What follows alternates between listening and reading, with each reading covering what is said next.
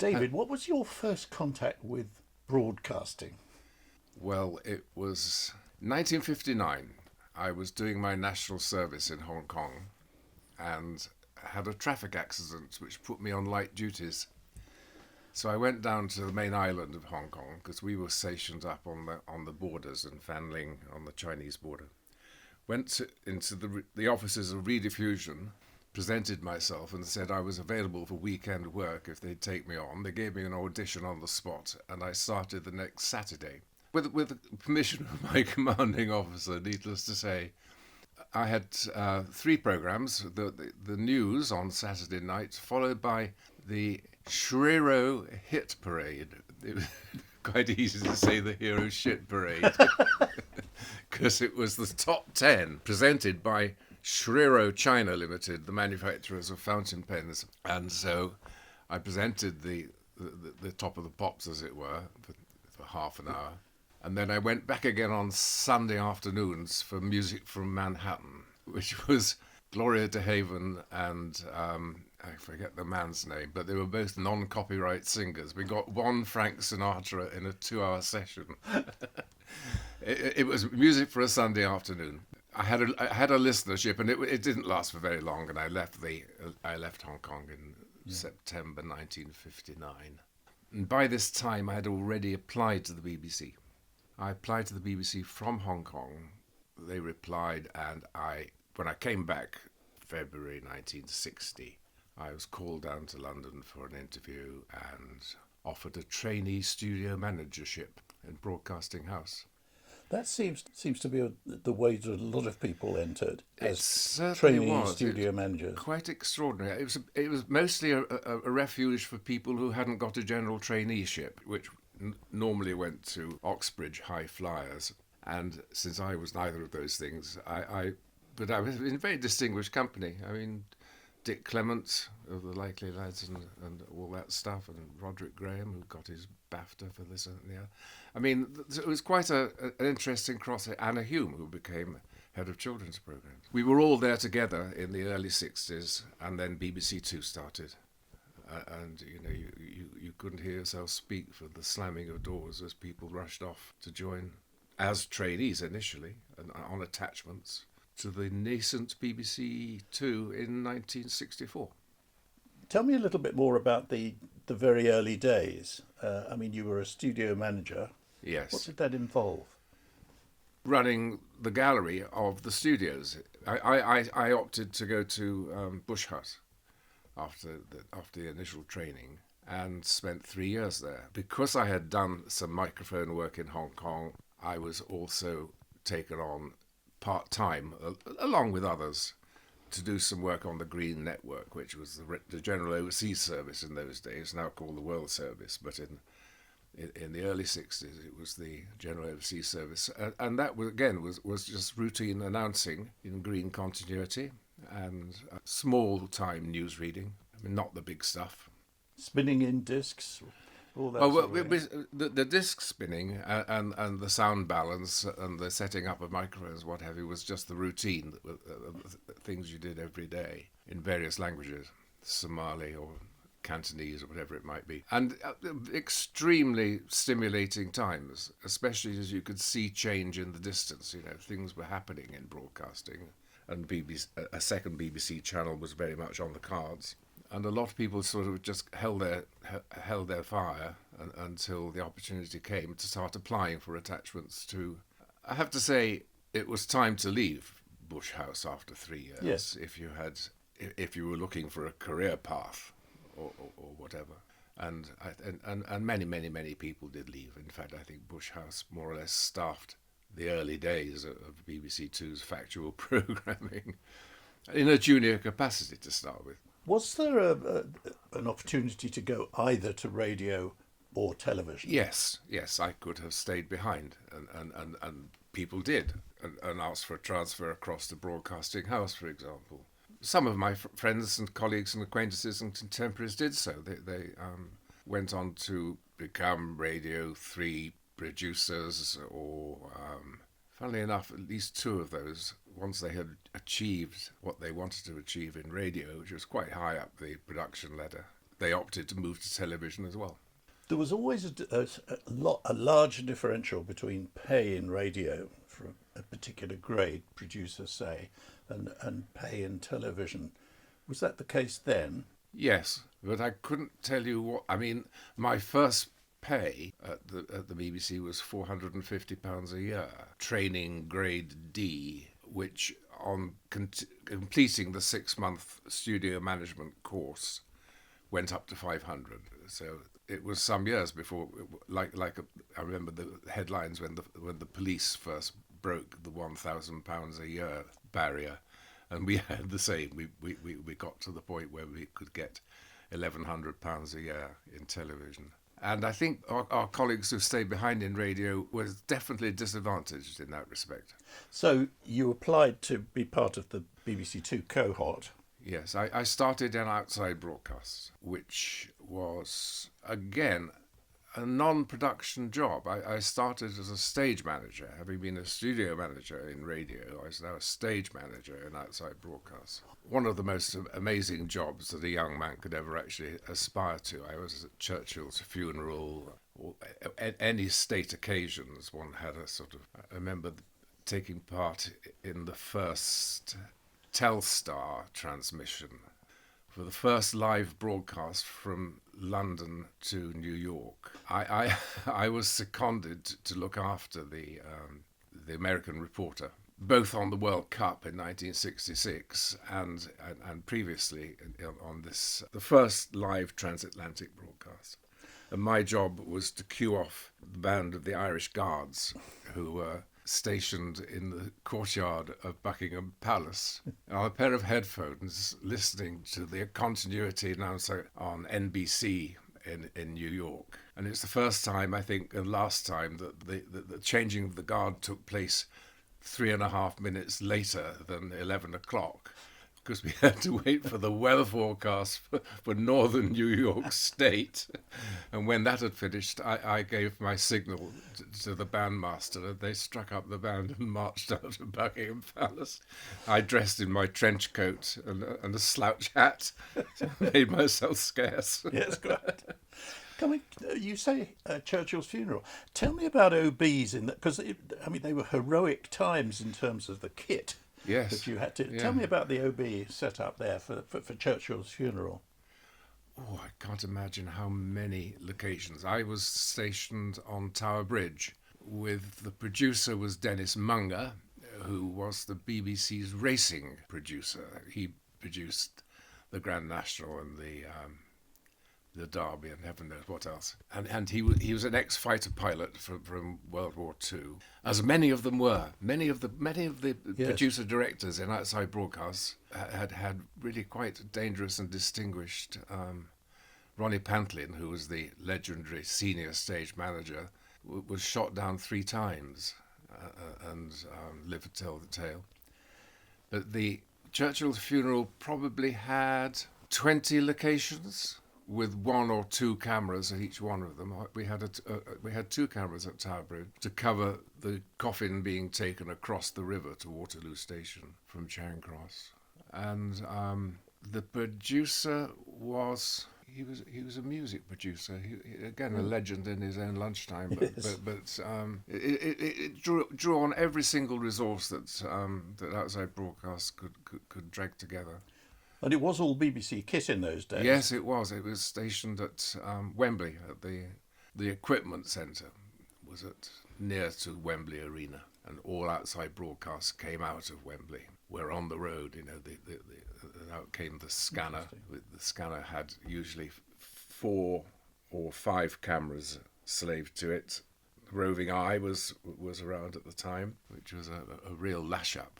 What was roving eye? The roving eye was a single camera which could drive anywhere in a 1-ton truck, and it was lashed together by one of the engineers at Wembley, and was never out of use because it had this mobility which was later to become a second nature to all outside broadcasts. But at this time, by and large, once you got your 5 cameras set up for a horse race or the changing of the guard or the Lord Mayor's show, they sort of stayed there with a bit of dollying forward and backwards.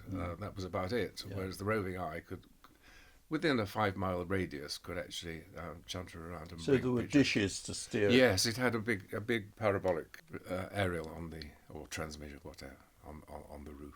So So you were covering the transport of the coffin yes, across. it went across just upriver from Tower Bridge. So it wasn't Charing Cross; it went across to Waterloo. Yes. And you had all the cranes along there. Yes, and we covered the flypath. I had to queue, not personally because I was too lowly, but I had a wing commander to queue. So I gave the wing commander the queue to queue the flypast that came up the Thames. They'd been circling over Southend, and we had to time their flight arrival time from Southend to the Thames, just about 2.5 minutes at 300 or 400 miles an hour. And hunters, I think they were, and they flew over, and poor old Dennis cut to the wrong camera at one point, and the camera was moving, Oh, and it was, I think, the only blemish. yes. Anthony Craxton was the overall producer. Anthony Craxton. Anyway, it was a sensational undertaking. Well, I must have watched that. I watched the television and then went to watch the train going past in Egham. Oh yes, that's right. On its way to Yeah, to to the Windsor, yeah. Yes, to Windsor. Yes. Right. Okay. So you're in television, but I'm in television. You're still at a lowly position. Yes, lowly but interesting, and very mobile. Often working 3 or 4 weeks without a break. It was quite But always in OB, so an awful lot of sport, presumably. sport, dancing, come dancing. I I was still in Obies on the night that BBC2 opened, and you may remember that it opened 24 hours late because of by a fire somewhere along the line. And we were at the Royal Albert Hall, the World Professional Latin American Ballroom Championships. And halfway through the dancing, we got this panic-stricken message from Television Centre saying, keep going, how long can you sustain that? And I heard Phil saying, well, I'm not quite sure, maybe half an hour.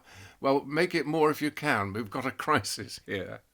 And of course, Television Centre was in pitch dark, and we all ended up taking part. I think it was Judith Chalmers or somebody who was one of our presenters, and we all took to the floor at one point. I remember dancing the quick step with Meryl O'Keefe or whoever it was, in order just to stay on air. And we stayed on air until, instead of coming off at 9 o'clock, I think was the schedule. 8 o'clock was the scheduled start for BBC2. But about 8:45, they finally found an instalment of High Chaparral, which went out on BBC2's channel. Right. And then the next day, of course, they got it right. Yes. Yeah. Yes, I remember, it's Dennis Toohey, wasn't it? Who had to That's right. hold a candle and blow it out. Yeah. The BBC had a very excellent system of attachments, which were open to all, and they were freely advertised on notice boards all over the corporation. And it was a matter of minutes to actually spot something that you wanted to apply for. And often, I mean, some people used to paper their lavatory walls with rejection slips, but basically, if you eventually cracked it, and of course at the time, with the opening up of BBC2, opportunities were still in place. So by 1966, after the World Cup, I'd already had 2 attachments to Science Features, each of about 3 months. Tomorrow's World. As a PA, what we called a PA in those days. They call it now, I suppose, a assistant producer or something of that kind. A dog's body, in other words, but at least working on the shop floor and he's starting to learn how to use film and that sort of business. David, you said you worked on the World Cup. That must have been incredibly exciting, looking back.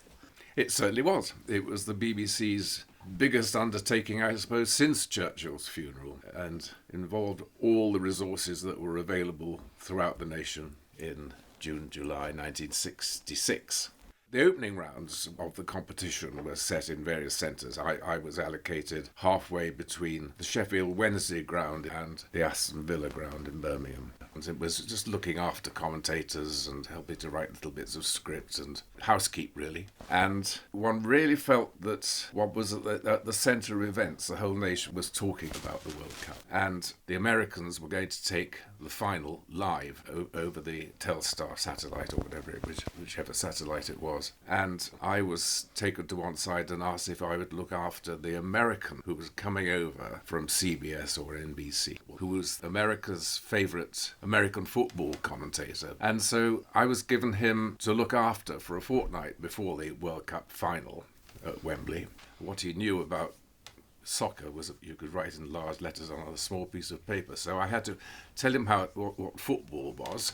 And together we made a little film which was put out in America to tell the American audience what football was. And came the day, we were placed in the commentary box. I was looking after the American. Peter March was looking after Kenneth Wolstenholme. I don't know if you remember the final. It was the most exciting final 5 minutes of all time. England were ahead, 3-2 I think it was, with the game swinging towards the conclusion with seconds left to play. And the crowd started to come onto the pitch because they could anticipate the final whistle coming. And as they did, Kenneth Wolstenholme, seeing the people on the pitch, came up with those wonderful words which have gone down in history. They think it's all over. And then England scored their final goal. It is now. And I can hear him saying that as though it was yesterday, just sitting right next to me. And how was your American after all that? It went down incredibly well in America. It was shown twice. It was because of the time difference. It was shown at some ridiculous time in the morning on the east coast of the States, and then it was shown again the next day in its entirety. I think it made a marked difference to the reputation of soccer on the other side of the Atlantic. Yep. It was certainly the most thrilling thing to be involved in. Terrific story. By the time of the World Cup, and by having had 2 attachments to Tomorrow's World and heaven knows what else, and worked with the late Bob Reed on a film about the hydrogen bomb, Too Near the Sun, and it was a documentary about Oppenheimer. While I was being an outside broadcast stage manager and a failed law graduate, I decided to pursue my real interest, which was archaeology, and I enrolled for night classes at the Institute of Archaeology in Bloomsbury, London University, and used to go every Tuesday night to classes and do essays and that sort of business, which stood me in good stead because suddenly when David Attenborough took over the control of BBC2, he invented a whole raft of new productions: Horizon for the sciences, The World About Us for natural history and travel, Chronicle for history and archaeology. So I pricked my nose up at that and wrote straight away. I was still still a stage manager, still working on football and whatnot, and had an interview, got an attachment. So as soon as the World Cup was over in July or August 1966, I went to Lime Grove and started my attachment with Chronicle, which then led to a full-time job there as on the PA grade, and I stayed very much on that direction for the next 15 years. Yes. Ending up producing? Yes, I was senior producer by the time I'd finished, but it was but by way of I made a series and several one-off programs with David Attenborough after he had retired, after he was head of programs, and I had begun to diversify a little bit, but not too much. I was still largely working in that area of history and archaeology and prehistory because it was my own fascination. And Paul Johnston was my mentor, who was, again, funnily enough, David Attenborough had been Paul Johnston's mentor in 1952, animal, vegetable and mineral. Anyway, to cut a long story short, I moved my way through. Eventually, we were transferred to the Music and Arts Department, first of all under Norman Swallow and then under Humphrey Burton, and I was made a couple of offers from outside the BBC, which I turned down for one reason or another. But then in 1979, Michael Peacock approached me from an outfit called Video Arts Television in the West End of London and said, come and join us. And I thought, well, a third time of asking, it's stupid to keep saying no. So I left the BBC in beginning of 1980, the end of 1979, beginning of 1980, when a series I just completed called Vikings, which it was filmed with American co-production money, was going out. So that went out, and I left the BBC and joined Video Arts Television, where I produced a 10-part series on the Arabs. Interesting. Particularly interesting now. Yes. Coming back to Chronicle, though, when you were actually producing, I mean, arts on television was really very important in those days. Yeah. I suppose partly because there was a lot of money around. Also, it wasn't considered fashionable to decry the arts and go for populism. Absolutely, you were so right. And one other thing, and that is that it was the age of the co-production, and money came from Time Life and from PBS in America or wherever, and it was an absolute saver. I made one Chronicle program which involved going to Tonga, Tahiti, and Easter Island, and away for 3 or 4 weeks, 5 weeks, and in 1974. And in those days, a £4,000 injection for the rights to show it in America from Time Life was enough to make the thing possible.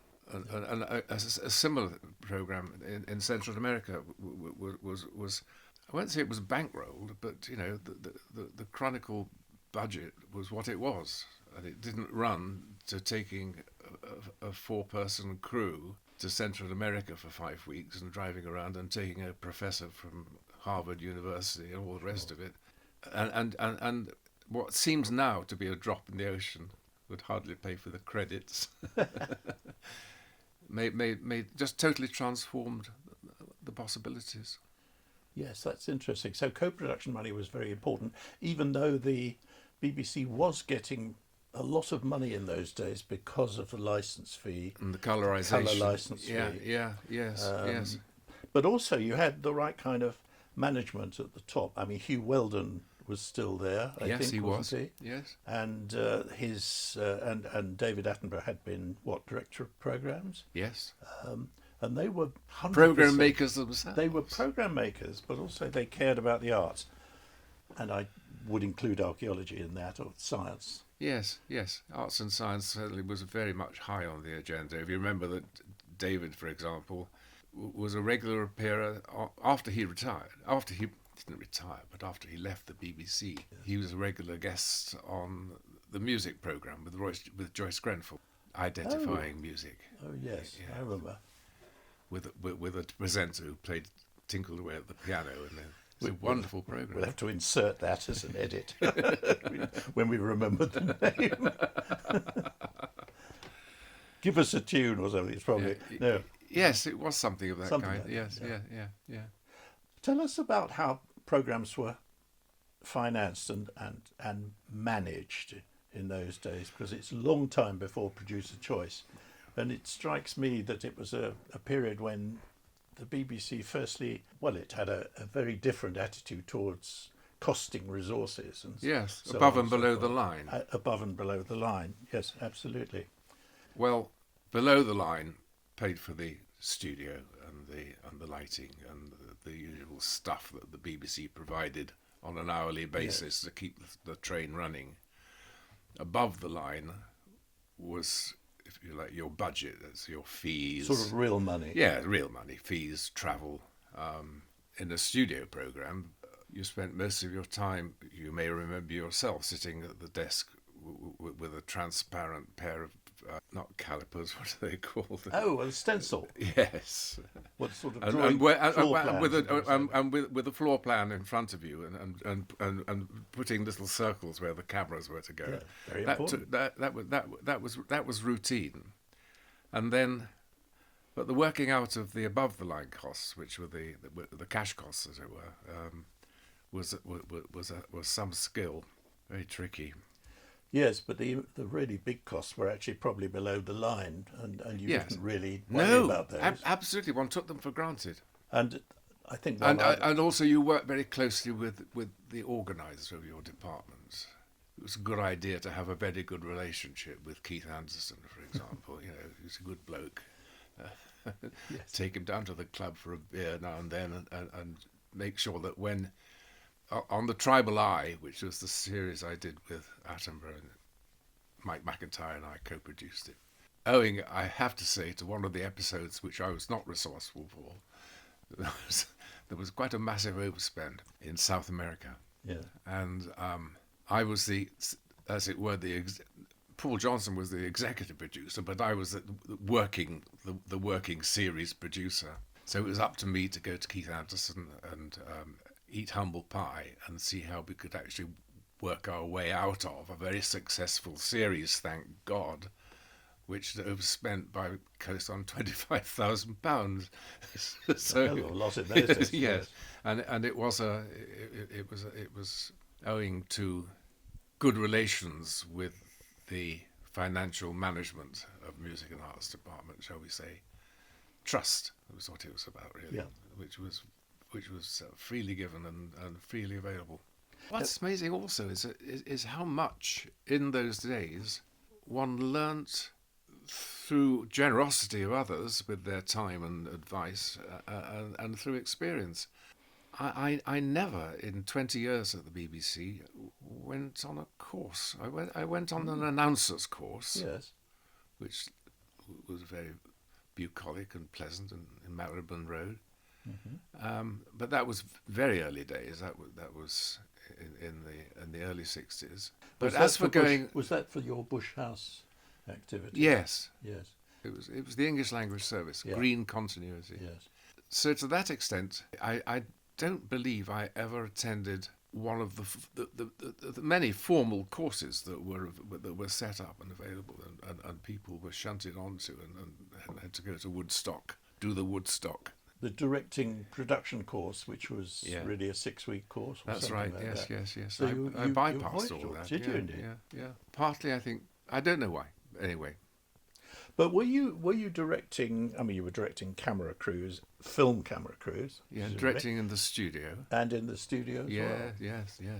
In fact, most of my work with Chronicle from 1966 until certainly 1970 was studio based. And then, I too became more and more wrapped up with film because it just offered so many more opportunities. Yes. And I also did. I directed as an outside broadcast the Tutankhamun exhibition when it came to London in 1972 at the British Museum, and that was an absolute joy and a privilege to do it. Absolutely. But I mean, this is interesting because I remember beginning to direct studios and being absolutely terrified. But at least the production course gave you, a lot of experience of different kinds of directing, pop groups, yes, drama, yes. light entertainment things, and so you avoided. I all that. bypassed all Yeah. that. I mean, not out of any sense that I didn't need it. I probably did, but there just never seemed to be time. Those were the days when there wasn't actually time to take time off work. You were at Kensington House, Yes, presumably. yeah. There was a Kensington House culture, largely based on alcohol, I suspect. Is that right? I mean, there was a Villiers House culture, there was a Kensington House culture. Kensington House was pretty snooty, actually, and thought itself so, rightly or wrongly, probably wrongly. And the Kensington House was also the hotbed for mutinies and unattributed secret messages sent around the corporation. It was a bit. It's quite volatile and probably rather foolish in that respect. Some of the things that we got up to, or they got up to, or one got up to. But give us an example of a mutiny. I think it will be no names, no pack drill in this particular case because it became quite unpleasant. In fact, one person had to go up in front of the beak, as it were. David Attenborough, as it happened. And that person had to rapidly leave the corporation.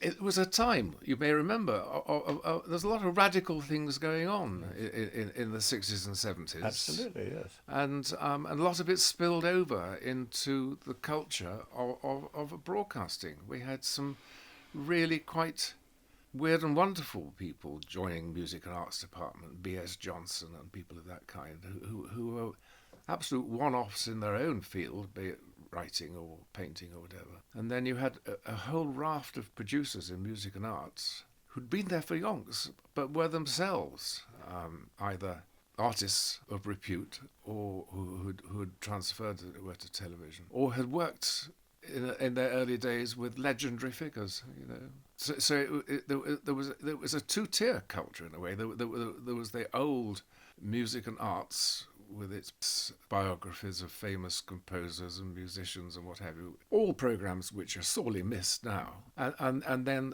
there was the radical younger group who flourished and were encouraged. Yeah.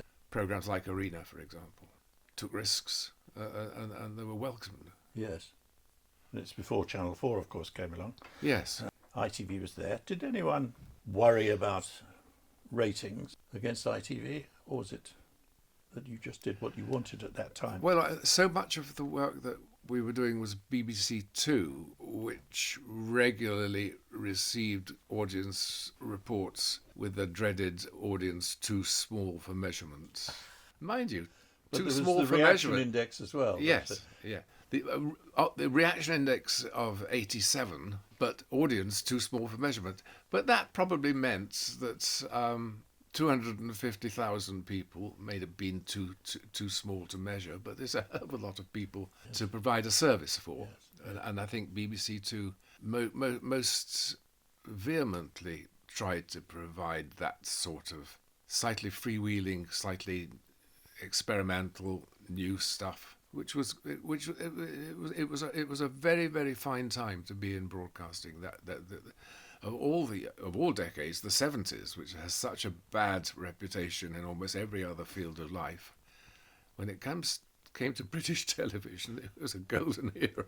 Absolutely, yes. Yes, and comedy you see being repeated at the moment, 75, 76. That's right. The Good Life. That's right. Yes, Minister. Yes, yes. Terrific stuff. I mean, the picture you paint is of an organisation that really cared about the quality of its output and of not being afraid of dealing with, as it were, the high arts. That's right. That's an awful expression nowadays. It's almost something you can't say, isn't it? Because it sounds elitist. And when you do see it on television these days, people draw attention to it in droves and say, how wonderful to see this thoughtful, thought-provoking programme. Yeah.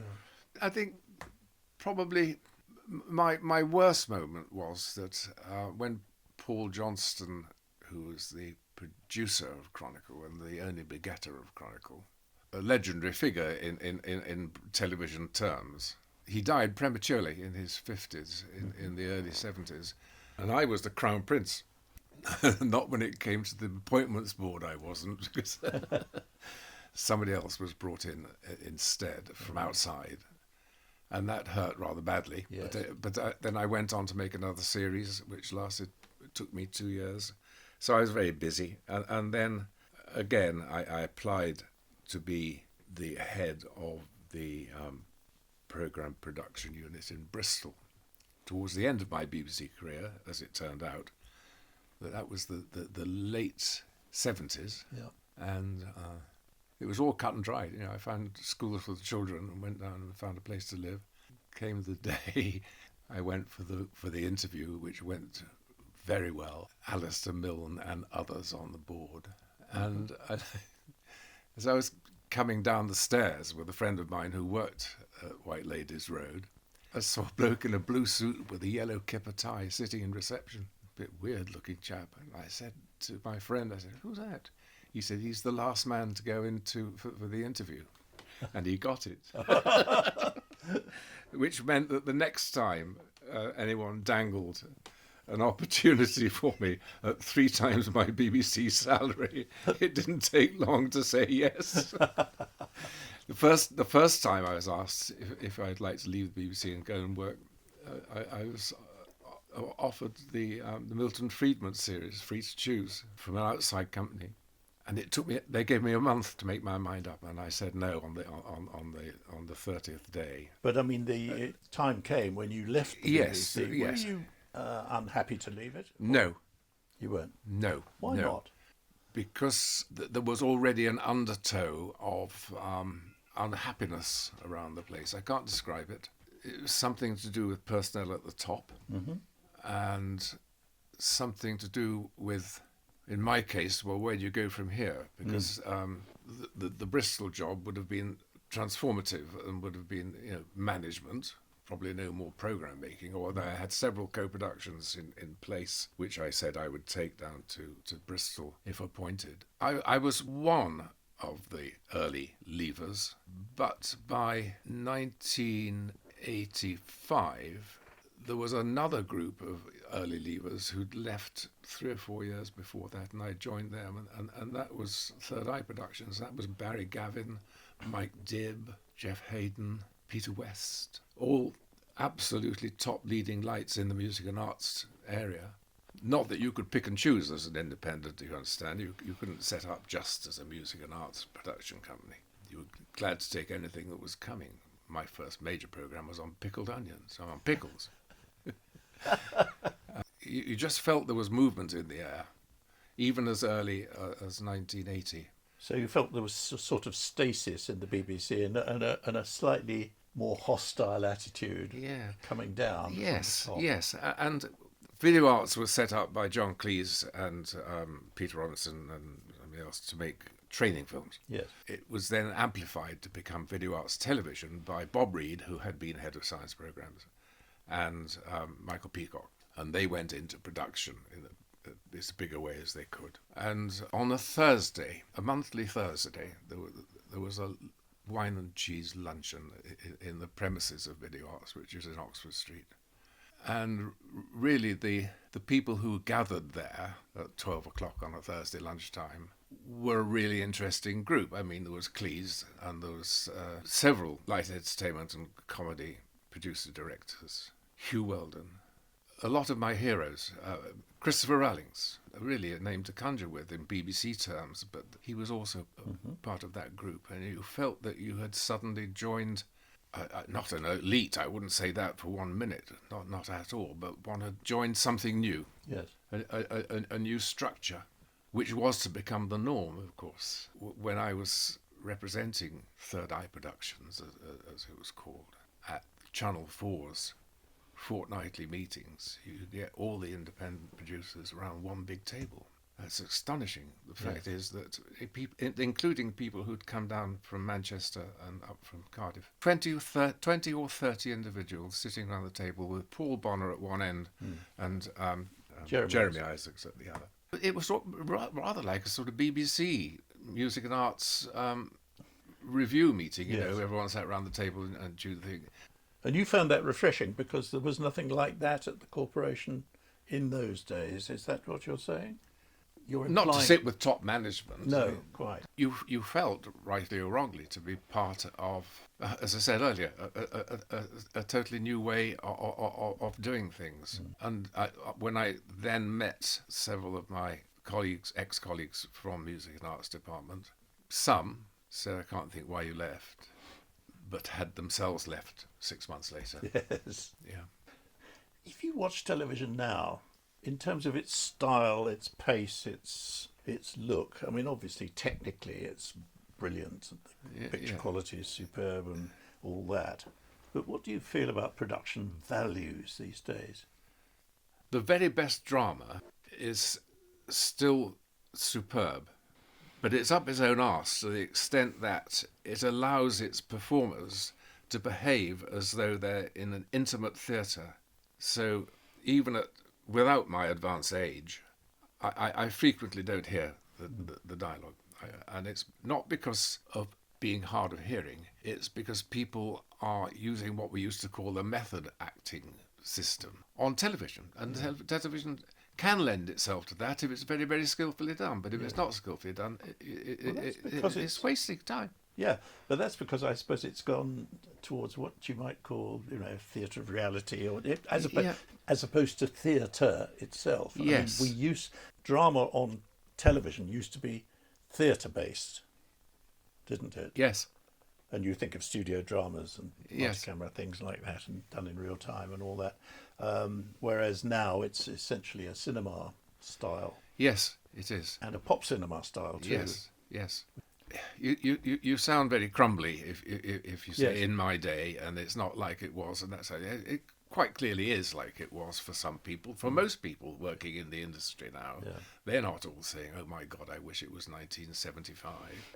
But as a would-be discerning viewer, and I know there's reasons for this. The reasons are to do with the catastrophes we've suffered over the last 2 years. Television has for me is no longer the friend at the fireside. I find myself struggling to find something I want to watch, which is my fault. I'm not blaming anybody for it. I'm just saying it's a fact, partly financial because of the situation that we're going through at the moment. BBC repeats. Yes. And you feel very sorry for them to that extent because there's no shortage of talent around or new ideas or new aspirations, but at the moment it's not been possible. Too much output? Well, we shall find out, shan't we, if and when. Well, Channel 4 is going to go to the Midlands, isn't it, or the North? To Leeds, yes. Yeah. But what about BBC4? Are we going to lose that? For me, it's a good deed in a naughty world, BBC4. Yeah. You said you worked with David, with Attenborough. Were you actually directing him? Yes. Yeah. How did you find him to work with? Excellent. Very professional. I mean, of course he's professional. It's a stupid thing to say. No.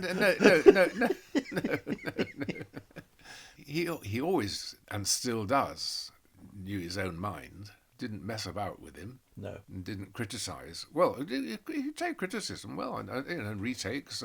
Did you really mean to say that?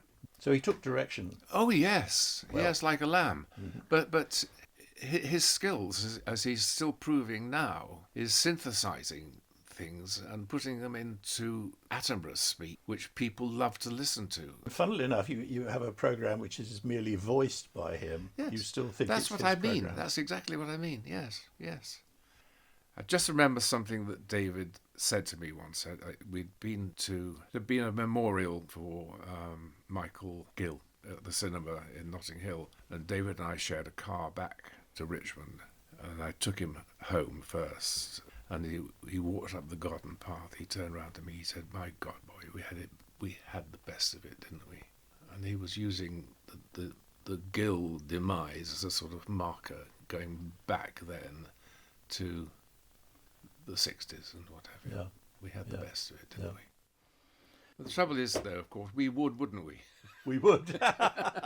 Yes, we would. We would say that. I happen to believe it's true because I think that television, as it became in our time as producers, and as it remained for 30 years or whatever, feels willy-nilly, whether you think it's better or worse or whatever, it feels to me it's not like it was. I'm not saying that because I'm 83 and wish it was all like it used to be, boo-hoo. Yes. I'm saying it because it's just not. No, but society is not the same, etc.